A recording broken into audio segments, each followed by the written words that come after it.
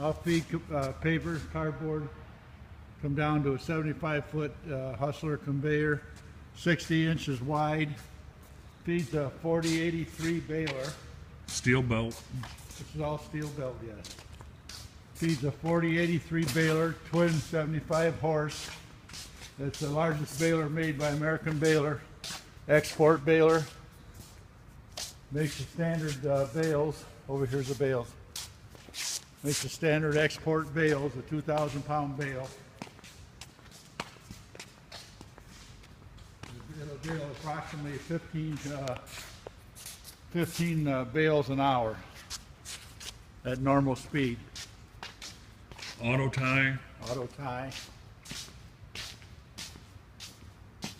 Just been rebuilt in 2013. We had a new ram put in, new cylinder, all relined, new floor, rebuilt the tire, new computer put in, completely rebuilt.